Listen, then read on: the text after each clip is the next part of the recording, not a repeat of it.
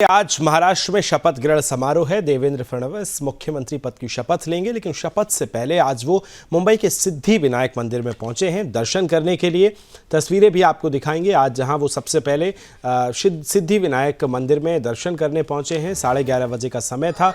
शपथ ग्रहण से पहले सिद्धि विनायक पहुंचे हैं, मंदिर में दर्शन पूजन किए। तस्वीरें आपको दिखा रहे हैं। आज देवेंद्र फडणवीस मुख्यमंत्री पद की शपथ लेंगे और इसी से पहले वो पहुंचे हैं। बीजेपी अध्यक्ष चंद्रशेखर बावनकुले भी उनके साथ मौजूद रहे हैं और तमाम भारतीय जनता पार्टी के नेता इस दौरान मौजूद रहे हैं। अध्यक्ष चंद्रशेखर बावनकुले भी आपको तस्वीरों में नजर आ रहे होंगे। देवेंद्र फडणवीस तस्वीरों में नजर आ रहे होंगे। पूजन अर्चन कर रहे हैं सिद्धि विनायक मंदिर में। शपथ ग्रहण से पहले आज वो मंदिर पहुंचे हैं।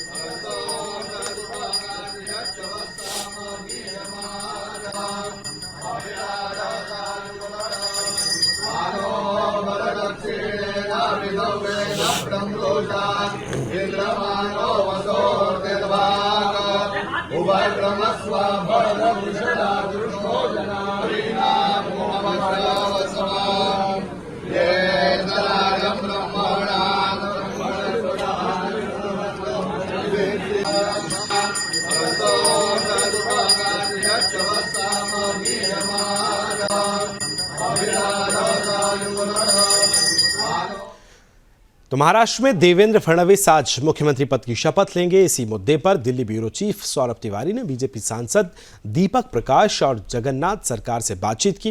उन्होंने क्या कुछ कहा, आइए सुनवाते हैं। मुख्यमंत्री की शपथ लेने जा रहे हैं, कैसे देखते हैं आप महाराष्ट्र के विकास में कितना गति बढ़ेगा महाराष्ट्र?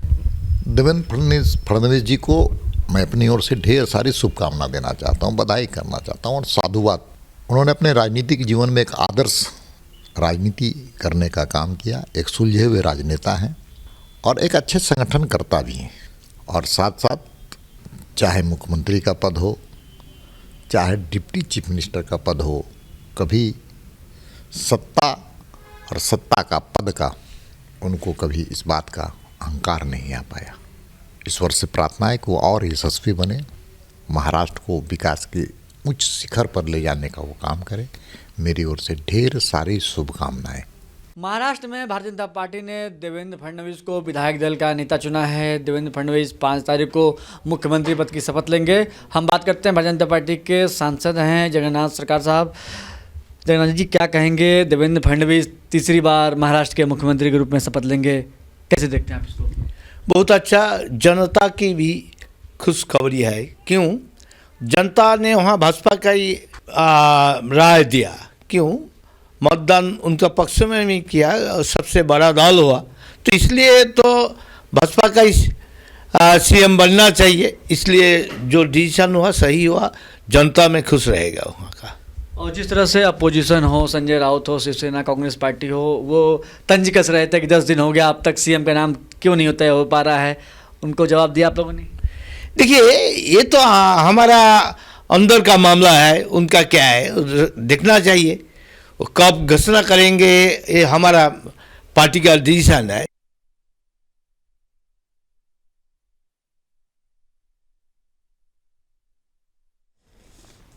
तो आप सुन रहे थे अलग अलग जो सांसद हैं भारतीय जनता पार्टी के, वो कह रहे हैं कि हमारी तैयारी है और इस बार विशेष शपथ ग्रहण होने वाला है। इसी पर चर्चा करेंगे। तमाम मेहमान मेरे साथ जुड़ गए। सुरेंद्र स्वामी जी मेरे साथ जुड़ रहे हैं, राजनीतिक विश्लेषक हैं। बहुत बहुत स्वागत है आपका। मनीषा जोशी मेरी सहयोगी संवाददाता मुंबई से जुड़ रही हैं। नागपुर से मेरी सहयोगी स्नेहल जुड़ रही हैं। नागपुर में हलचल आज तेज है क्योंकि देवेंद्र फडणवीस वहीं से आते हैं और वहाँ किस तरह की हलचल है ये जानेंगे। सबसे पहले मनीषा आपके पास चलेंगे। ये बताइए, मुंबई में अभी सिद्धि विनायक के दर्शन किए देवेंद्र फडणवीस ने और क्या कुछ कार्यक्रम किए गए और किस तरह से हलचल तेज है? लेकिन मुझे लगता है उससे पहले स्नेहल मुझे फ्रेम में नजर आ रही है। नागपुर में किस तरह की हलचल है, स्नेहल जरा बताइए। आज तो बड़ा जश्न का माहौल होगा नागपुर में। बिल्कुल विकास, आज नागपुर में दिवाली है। दिवाली इतनी खुशी है, जोश है। हर एक जो दक्षिण पश्चिम एरिया हो या पूर्व मध्य हो या दक्षिण हो, उत्तर हो, हर जगह नागपुर शहर में जोश है, उल्लास है। भगवे रंग के जो ध्वज है वो लहरा रहे हैं, तो वही साथ में चारों विधायक और देवेंद्र जी के विशेष जो है वो होर्डिंग लगे हैं। इस समय मैं नागपुर के ईश्वर देशमुख जो है वो ग्राउंड में हूँ और आप देख सकते हैं कितनी बड़ी तैयारी यहाँ पर हो रही है। एक जमाव फुल जो है खासदार सांस्कृतिक महोत्सव यहाँ पर केंद्रीय मंत्री नितिन गडकरी जी लेते हैं और उन्हीं के माध्यम से ये भव्य दिव्य आयोजन आज का हुआ है और नागपुर के सभी लोग एक साथ आकर लाइव स्क्रीनिंग पर पूरा जो है प्रोग्राम जो है वो एक साथ देखेंगे, एक साथ महसूस करेंगे। वही आनंद होगा जिस तरीके से वो मुंबई में है, आजाद मैदान पे है, वही जल्लोष, वही उत्साह जो है। यहाँ पर कितनी ही होर्डिंग जो है वो अब लगना शुरू हो चुके हैं। चेयर की संख्या भी हमने देख सकते कि खड़ी चेयर की संख्या भी बहुत है। उसके बाद जो ग्राउंड है, ग्राउंड में भी विशेष तैयारी की गई है और ग्राउंड के साथ पंडाल भी बना हुआ है और लग्जरी 2 पंडाल के साथ यहाँ पर ये भव्य आयोजन आज हो रहा है। हालांकि केंद्रीय मंत्री नितिन गडकरी खुद मुंबई में रहेंगे ऐसा कहा जा रहा है, लेकिन उन्हीं के माध्यम से ये नागपुर को अलग से खुशी देने का काम हमारे केंद्रीय मंत्री नितिन गडकरी जी कर रहे हैं और सांस्कृतिक महोत्सव के माध्यम से ये बड़ा आयोजन आज नागपुर वासियों के लिए एक वही आनंद है जो आज आजाद मैदान पर होगा और वही उल्लास है जो आजाद मैदान पर होगा। नागपुर से कुल 7,000 से 10,000 तक कहा जा रहा है कि लोग यहाँ से गए हैं।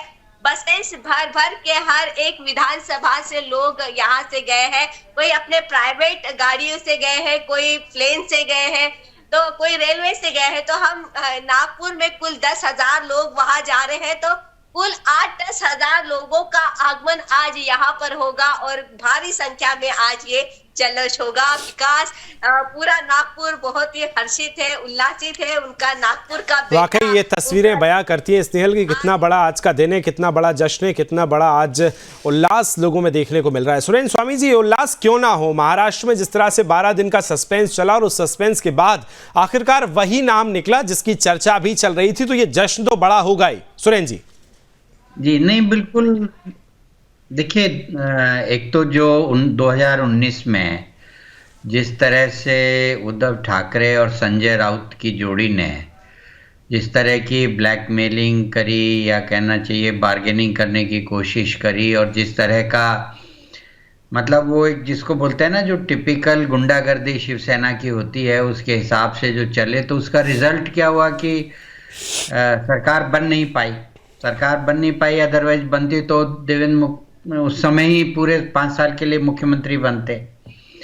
अब उसके बाद सेटबैक रहा फिर भी, और लोकसभा में और भी ज्यादा सेटबैक रहा। जी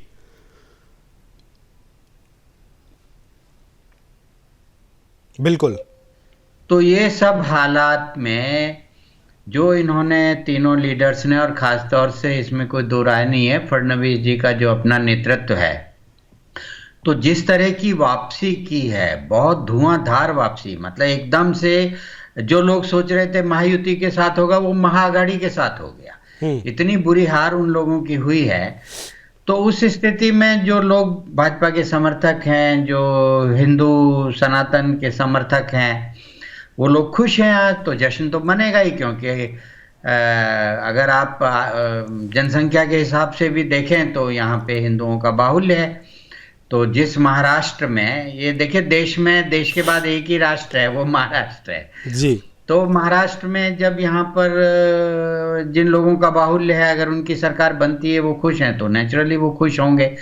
और सबसे बड़ी बात यह है कि उस सेटबैक से निकलना, देखिए मतलब जब आपको सब कहते हैं कि आप तो हार चुके हैं, आप टोटली डिमोरलाइज करने की कोशिश करें और उसमें लड़के जीतना ही जीतना होता है। वाकई जो उन्होंने कहा कि भाई मैं समुंदर हूं, वापस लौटूंगा, तो वही बात उन्होंने की। जिस ढंग से उन्होंने पूरा कैंपेन चलाया और पूरी लीडरशिप, चाहे केंद्र की हो, स्टेट की हो, चाहे शिंदे साहब हों, अजीत दादा हों, सब ने मिलकर के जो काम किया, और सब दुविधा में थे क्या होगा। लोकसभा में ऐसी करारी हार हुई। हालांकि हम तो आपसे डिस्कशन में कहते थे जी कि कोई ऐसा कुछ नहीं है, लेकिन फिर भी जो एक नैरेटिव बना था हरियाणा की तरह यहाँ भी, तो उसको ध्वस्त करते हुए और सुनामी एक तरह से जी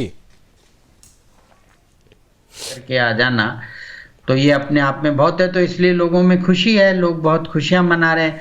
और फिर देखिए देवेंद्र फडणवीस जी ठीक है, यंग हैं, तो लड़के से लगते हैं, तो इसका मतलब ये नहीं है कि भाई वो आपकी हमारी मतलब आपकी तरह हैं, यंग लड़के हैं। अगर आप देखें तो आज उनकी 32 साल की राजनीति हो गई, इलेक्टोरल पॉलिटिक्स। 22 साल में वो पहली बार पार्षद बने चुन के, तो 22 की उम्र से अब 54 की उम्र में 32 साल की राजनीति है उनकी, कोई 2, 4, 5, 7, 10 साल की राजनीति नहीं है जी। तो महाराष्ट्र के बड़े नेता हैं, इसीलिए राष्ट्रीय स्तर पे उनकी गिनती है। मोदी जी भी उनका कितना रिस्पेक्ट करते हैं, कितनी उनकी बातों को मानते हैं, बिल्कुल। कितनी उनके हर जगह तारीफ करते हैं, हर इंटरव्यू में तारीफ करते हैं, तो वो इसीलिए। और फिर इन्होंने 32 साल में कोई इन पर कोई उंगली नहीं उठा सकता जो इन्होंने, और कोई इन्होंने दुश्मन भी नहीं बनाए, मतलब सबसे मिलजुल के रहना, सबको साथ। बिल्कुल, ये बहुत बड़ी बात है बड़ी राजनीति जीत के के लिए। बाद भी कह रहे हैं कि नहीं ये तो तकनीकी मामला होता है, सीएम डिप्टी सीएम तो तकनीकी पोस्ट है, हम तीनों सेम हैं, हम बराबर हैं, हम मिलके काम करेंगे।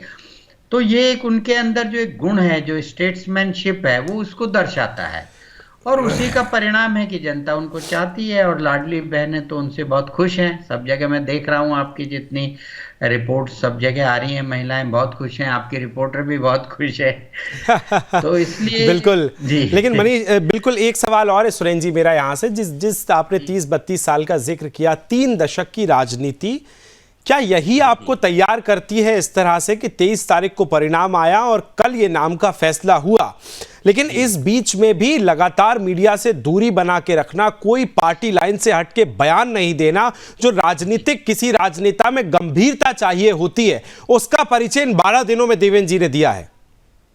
नहीं, बिल्कुल दिया है। लोग यही तो कहते हैं इनके लिए कि भाई ये बहुत मधुरभाषी हैं, कम बोलते हैं, चुप रहते हैं, हमेशा खेल खिलाते रहते हैं, लेकिन बहुत कठोर निर्णय भी लेने के लिए जाने जाते हैं, और पार्टी के साथ चलना इनको आता है। जब भी तो देखिए, एक आदमी जो प्रदेश का अध्यक्ष रहा है, जो 5 साल मुख्यमंत्री रहा है, फिर 3 दिन ही सही मुख्यमंत्री तो रहा है, जिसकी पार्टी के 105 एमएलए हैं, वो एकनाथ शिंदे को मुख्यमंत्री के लिए उन्हें कोई एतराज नहीं होता है, पार्टी का डिसीजन है। और फिर सबसे बड़ी बात कि जब उनको डिप्टी सीएम बनाया तब भी उन्होंने कहीं कोई, हाँ मेरा मन नहीं था, मैंने मना किया, पर अब पार्टी का ऑर्डर है, मैं मान लेता हूं।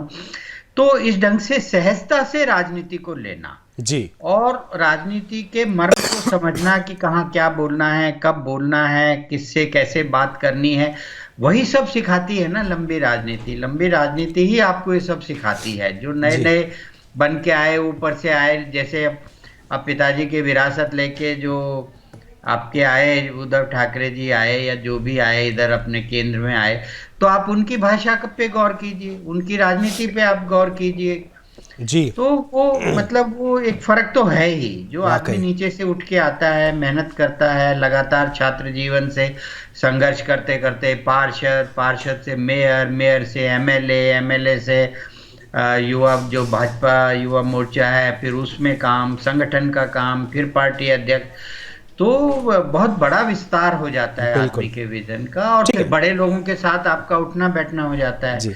इसलिए बिल्कुल जिस तरह से सुरेंद्र जी जिक्र कर रहे हैं, जिसके पिता नितिन गडकरी के राजनीतिक गुरु रहे हों, जिन्होंने अपनी मतलब बचपन से कहना चाहिए विरासत में राजनीति को सीखा है, तो मुझे लगता है कि वही उनके व्यक्तित्व में भी परिलक्षित होता दिखता है, मतलब किस तरह से गंभीर कहाँ रहना है और कहाँ हल्की सी मुस्कान चेहरे पर रखनी है। विपक्ष से अगर बात कर रहे हैं तब भी हल्की सी मुस्कान रखनी है। और मुझे लगता है कल जब आप उनके घर के आसपास घर पहुंची थी, उनके मित्रों से बात की बचपन के, क्या कुछ प्रतिक्रियाएं दी और क्या उनके व्यक्तिगत अनुभव उन्होंने साझा किए, इसलिए ये भी आप मुझे बताइए। बिल्कुल, उनका जो पूरा एजुकेशन रहा है, एजुकेशनल तौर पर भी वो धीर गंभीर ही रहे, लेकिन जिस तरीके से कहा कि कठोर निर्णय लेने की अगर बात होती है तो वो भी लेते हैं।